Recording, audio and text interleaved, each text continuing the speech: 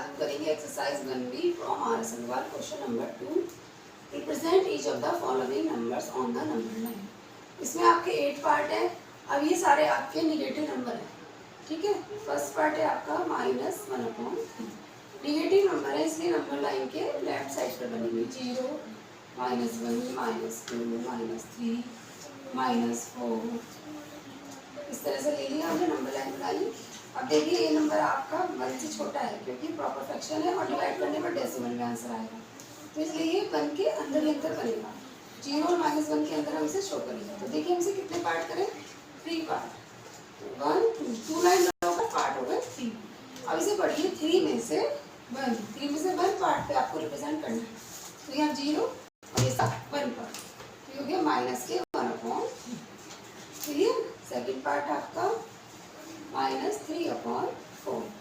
Similarly ये भी इसी तरह से होगा 0, -1, -2, -3। ये आप कितने भी लिख लीजिए आगे तक इंटीजर्स।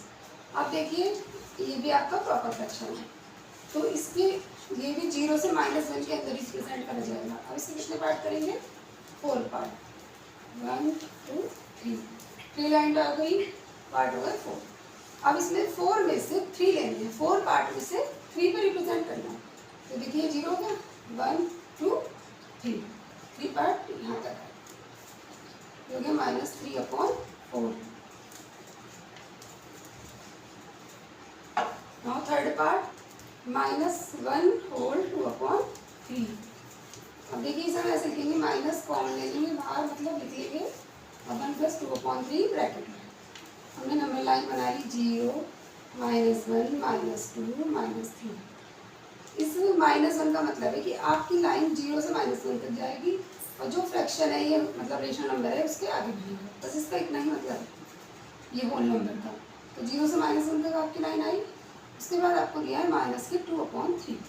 तो अब आप इसके कितने पार्ट करेंगे, 3 पार्ट।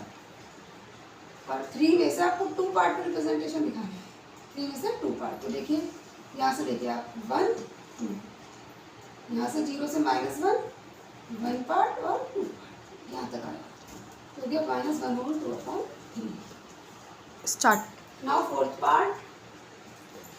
फोर्थ पार्ट है आपका -3/1/7। पहले नंबर लाइन बनाएंगे 0 से लेफ्ट साइड पर 0, -1, -2, -3, -4, -5। ठीक। अब देखिए इसे हमने लिख दिया इस तरह से माइनस ब्रैकेट में 3 + 1/7। इस -3 का मतलब है कि नंबर लाइन पहले 0 से -3 तक जाएगी, ठीक है। अब 1/7 माइनस का आपका बनेगा -3 और -4 के बीच में। तो आपको कितने पार्ट करने हैं, 7 पार्ट। 2 3 4 5 6, 6 लाइन ड्रॉ करने से पार्ट हो गए 7। अब आपको दिखाना है 7 में से 1 पार्ट, 7 में से 1 पार्ट। अब देखिए ये 7 में से 1 पार्ट ये वाला है, ठीक है। आप शुरू से करते हैं 0 से -1, -2, -3 और ये आ गया आपका 7 में से 1, -3/1/7। ओके।